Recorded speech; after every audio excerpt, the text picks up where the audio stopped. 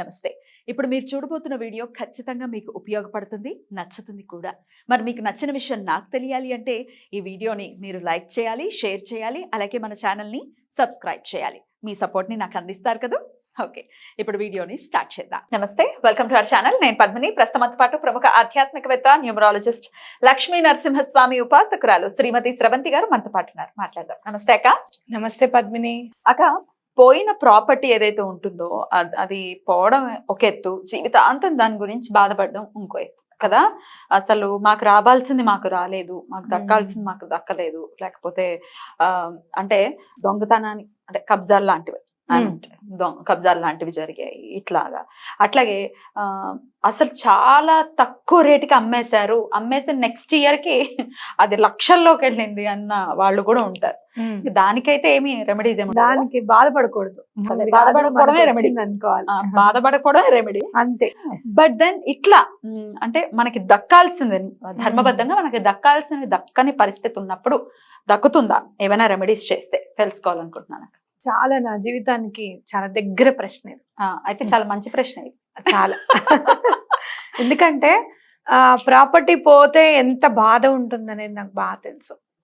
మీరు ఎవరైనా కొత్తగా చూస్తుంటే గనక నేను మా డేట్స్ ఆఫ్ బర్త్, మా ఫాదర్వి కానీ మా అమ్మవి కానీ నావి కానీ ఎలా డేట్స్ ఆఫ్ బర్త్ లో నెగటివ్ ఎనర్జీస్ ఎట్లా మనని ఇబ్బంది పెడతాయి, ఆ వైబ్రేషన్ అనేది నెగటివ్ వైబ్రేషన్ అనేది ఎంత దాకా తీసుకెళ్తుంది, ఎంత పాజిటివిటీ ఉన్నా కూడా నెగటివిటీ ఒక్కొక్కసారి ఎట్లా విజయం సాధిస్తుంది, ఆ వైబ్రేషన్ కనుక పవర్ ఎక్కువగా ఉంటే, ఇలాంటివన్నీ కూడా నేను ఎక్స్ప్లెయిన్ చేశాను. ఆల్మోస్ట్ ఇప్పుడైతే ఒక 3.5 crores పైనే ఉంటుంది ఇంకా ఇల్లు, ఈజీగా చెప్పచ్చు. అట్లాంటి ఇల్లు మేము కోల్పోయిన సందర్భం అనమాట. 3.5 crores. 3.5 crores. అట్లాగనే ఇంకో ఇల్లు కూడా కోల్పోయిన సందర్భం. అది కోల్పోయాము అని అనుకుంటే ఇంకోటి కూడా కోల్పోవడం జరిగింది. అట్లా ప్రాపర్టీ పోతే బాధగా అనిపిస్తుంది. నెగ్లిజెన్స్ కాదు, అమ్మది మాత్రం నెగ్లిజెన్స్ కాదు. ఆ అమ్మ నమ్మింది. అంటే ఒకళ్ళ దగ్గరికి లోన్ కోసం అని వెళ్ళింది. నేను చాలా డీటెయిల్డ్ గా చెప్దాం అనుకున్నాను కాబట్టి చెప్తున్నాను. లోన్ కోసం అని వెళ్తే వాళ్ళు కొంచెం అమౌంట్ ఇచ్చి ముందు అమౌంట్ ఇచ్చేసారు, ఏం పేపర్స్ అవి ఏం తీసుకోకుండా ఇచ్చేసారు అమ్మకి. ఇచ్చేసిన తర్వాత ఏం చేశారు, ఒక 2-3 days అయిన తర్వాత మా పార్ట్నర్స్ నన్ను అడుగుతున్నారండి, మీరు అమౌంట్ కొంచెం ఇచ్చారు కదా, మిగతా అమౌంట్ నేను అరేంజ్ చేస్తున్నాను, ఈ లోపల మీరు వెళ్ళి మార్టిగేజ్ చేయండి అని చెప్పి పంపిస్తే మార్టిగేజ్ చేస్తున్నామని చెప్పి అమ్మ చేతి జీపీఏ సిగ్నేచర్స్ తీసుకున్నారు. ఆ జీపీఏ సిగ్నేచర్స్ తీసుకున్నారు. నేను లేను అప్పుడు. నేను ఉంటే మాత్రం పెట్టనిచ్చేదాన్ని కాదు. అమ్మ పేరు మీదే ఉంది, అమ్మ పేరు మీదే ప్రాపర్టీ ఉంది. ఎందుకంటే నాన్నగారు ఇక్కడ ఉండేవారు కాదు. కానీ సంతకాలు అయితే కావాలి కదా, మీవి కానీ సిస్టర్ది కానీ కావాలి. కానీ ఇంకా సిస్టమ్ ఎప్పుడు కూడా ఒక ఆట ఆడుకుంటూ ఉంటుంది పద్మిని. కానీ చేసే వాళ్ళకి ఏం తెలియదు అంటే అప్పుడు ఆట ఆడుకున్నాము, టైం మాత్రం మనని ఆట ఆడుకుంటుందని వాళ్ళు గ్రహించాలి. మా సిగ్నేచర్స్ ఏం లేవు. నేను చాలా పోరాడాను. I could stop them at least for 4-5 years. అటు బ్యాంకర్ని కానివ్వండి, ఇటు వీళ్ళని కానివ్వండి, ఇల్లు పోకుండా 4-5 years నేను have given so many attempts. చాలా పెద్ద కష్టపడ్డాను, చాలా చేశాను నేను. అయితే అలా అంటే నెగ్లిజెన్స్ తో కొంతమంది నమ్మి పోగొట్టుకున్న వాళ్ళు చాలా మంది ఉంటారు. ఇంకోటి ఏంటి, ప్రాపర్టీ ఎక్కడ కూడా డిస్ట్రిబ్యూట్ అవ్వకుండా ఒక చోటుకి వెళ్ళిపోవడం అనమాట. మాకు డిస్ట్రిబ్యూట్ అవ్వకుండా వాళ్ళకి వెళ్ళిపోయేసరికి మళ్ళీ మందరం కలిసి అప్పు తీర్చడం మేము, అది కూడా లాసే కదా.